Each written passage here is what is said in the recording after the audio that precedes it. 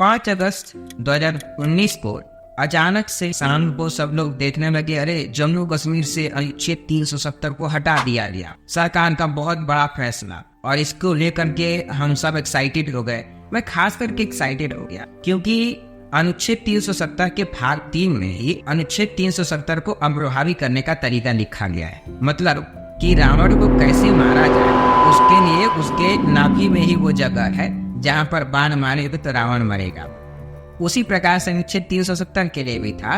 उसकी क्लॉज 3 में यह बात लिखी थी कि अनुच्छेद 370 को अप्रभावी कैसे किया जाएगा, और सरकार ने इसको समाप्त किया। जब सरकार ने इसको समाप्त किया तो मैं काफी आश्चर्य में था, क्योंकि इसको समाप्त नहीं किया जा सकता था, ये अस्थायी सा प्रतीत होता था। तो फिर सरकार ने इसको समाप्त कैसे किया था, और उसी आधार पे इसकी संवैधानिकता को चुनौती भी दी गई थी।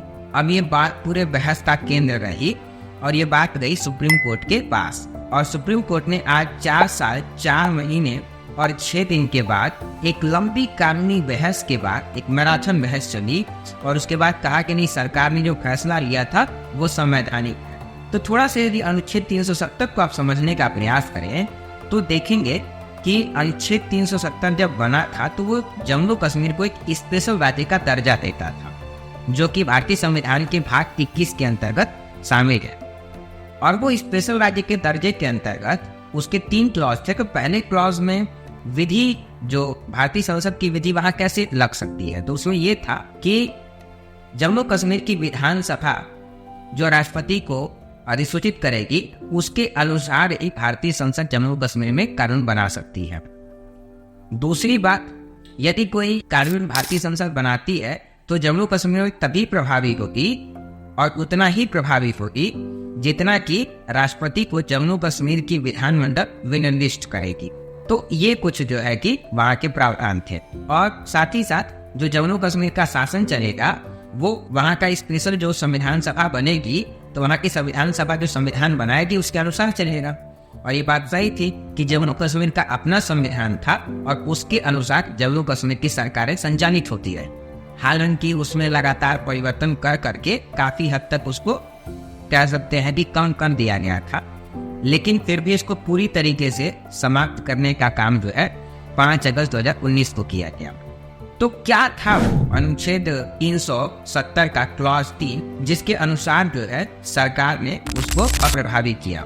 तो उसको आप देखें तो अनुच्छेद 370 के क्लॉज 3 में ये बात स्पष्ट रूप से कही गई है कि भारतीय राष्ट्रपति इसको एक लोक अधिसूचना के द्वारा समाप्त कर सकते हैं। ऊपर की जो भी बातें कही गई हैं उनके होते हुए भी भारत का राष्ट्रपति चाहे तो एक लोक अधिसूचना के द्वारा अनुच्छेद 370 को अप्रभावी कर सकते हैं, बशर्ते कि इसके लिए राष्ट्रपति को जम्मू कश्मीर की संविधान सभा की सिफारिश की आवश्यकता होगी। और जम्मू कश्मीर की संविधान सभा तो 26 जनवरी 1957 को ही समाप्त हो चुकी है, लैप्स हो चुकी है। तो ना जम्मू कश्मीर की संविधान सभा रहेगी, ना ही जम्मू कश्मीर की संविधान सभा इस बात की सिफारिश करेगी राष्ट्रपति को, और ना ही अनुच्छेद 370 समाप्त होगा। तो प्रथम दृष्टया तो ऐसा लगता था कि अनुच्छेद 370 कभी समाप्त ही नहीं हो सकता। तो ऐसे में ये बात है कि भाई कैसे किया जाए और सरकार कैसे करेगी। तो हुआ क्या, आप इसको देखिए कि 2019 में जम्मू कश्मीर में लग गया राष्ट्रपति शासन। और राष्ट्रपति शासन लगने के बाद क्या हुआ, राष्ट्रपति ने 2 लोक अधिसूचनाएं जारी की। पहली लोक अधिसूचना में यह जारी किया गया कि जो जम्मू कश्मीर की विधानसभा है वही वहां की संविधान सभा है। मतलब जम्मू कश्मीर की विधानसभा को ही जम्मू कश्मीर की संविधान सभा बना दिया गया। और उसके बाद राष्ट्रपति ने दूसरा फैसला लिया और कहा जो अनुच्छेद 370 है वह अब अप्रभावी है। जैसा कि अनुच्छेद 370 के क्लॉज 3 में यह लिखा हुआ है कि राष्ट्रपति ये लोक अधिसूचना जारी कर सकते हैं। ऐसे में सवाल इस बात पे उठा कि जम्मू कश्मीर की विधानसभा को ही जम्मू कश्मीर की संविधान सभा कैसे बना सकते हैं, और राष्ट्रपति इस बात का डिसीजन कैसे ले सकते हैं। और किसी की बहस थी, और इसकी बहस में ही आज जो है डीवाई चंद्रचूड़ ने स्पष्ट किया, और उन्होंने 1994 के केस से कोट किया। 1994 में एक एसआर बोम्मई केस था।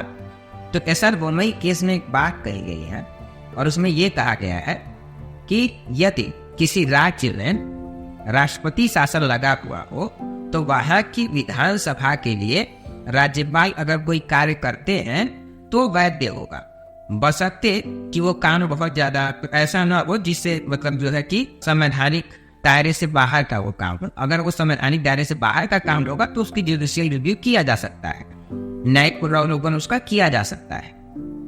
लेकिन अगर वो संवैधानिक दायरे से बाहर नहीं होगा तो वो वैध होगा। और डी.वाई. चंद्रचूड़ ने इस बात को कहा कि जम्मू कश्मीर में राष्ट्रपति शासन लगा हुआ था तो इस वजह से जम्मू कश्मीर की विधानसभा के लिए राष्ट्रपति का डिसीजन लेना जायज था। और उसके बाद उन्होंने जो दूसरा डिसीजन लिया वो भी जायज हो गया। और इस तरीके से उन्होंने कहा कि भारत सरकार का जो लिया गया फैसला है वो पूरी तरीके से संवैधानिक है। अतिसार डी.वाई. चंद्रचूड़ ने एक और बात कही, क्योंकि कहा जा रहा था कि जम्मू कश्मीर संप्रभु देश संप्रभु नहीं था, मतलब भारत का सॉवरेन हिस्सा नहीं था।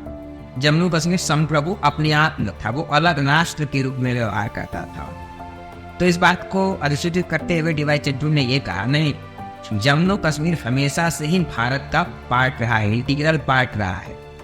और उसके लिए उन्होंने कोट किया जम्मू कश्मीर के संविधान के अनुच्छेद 3 को, और उसमें कहा कि जम्मू कश्मीर के संविधान के अनुच्छेद 3 में यह स्पष्ट रूप से कहा गया है कि जम्मू कश्मीर हमेशा भारत का भाग होगा और इस चीज को संवैधानिक संशोधन के माध्यम से हटाया नहीं जा सकता है। तो इसका मतलब कि जम्मू कश्मीर हमेशा से ही भारत का इंटीग्रल पार्ट रहा है। इस बात को भी डी.वाई. चंद्रचूड़ ने स्पष्ट कर दिया। उसके बाद कुछ लोगों ने कहा कि ऐसा है, जो भी मतलब विपक्ष ने तर्क दिए थे, तो विपक्ष का एक और तर्क था कि ये जो अनुच्छेद है ये अस्थायी था। तो उन्होंने कहा नहीं, ये अस्थायी अनुच्छेद नहीं था, क्योंकि जो संविधान का भाग 21 है ना, वो युद्ध जैसी परिस्थिति के लिए कुछ राज्यों को विशेष उपबंध प्रदान करता है। जैसे आप अनुच्छेद 371 क, ख, ग ऐसे हैं, उनमें आप देखेंगे तो हैदराबाद के लिए, नागालैंड के लिए, इन राज्यों के लिए विशेष उपबंध किए गए और उन्हीं उपबंधों के तहत अनुच्छेद 370 भी एक अनुच्छेद था और उसको सरकार जब चाहे समाप्त कर सकती है। तो अनुच्छेद 370 अस्थायी है ऐसा कहना ठीक नहीं। और इस प्रकार से सुप्रीम कोर्ट ने अनुच्छेद 370 पर सरकार के लिए गए फैसले को संवैधानिक बताया और ये फैसला आज का दिन 11 दिसंबर भारतीय इतिहास में युग युग तक याद करता जाएगा।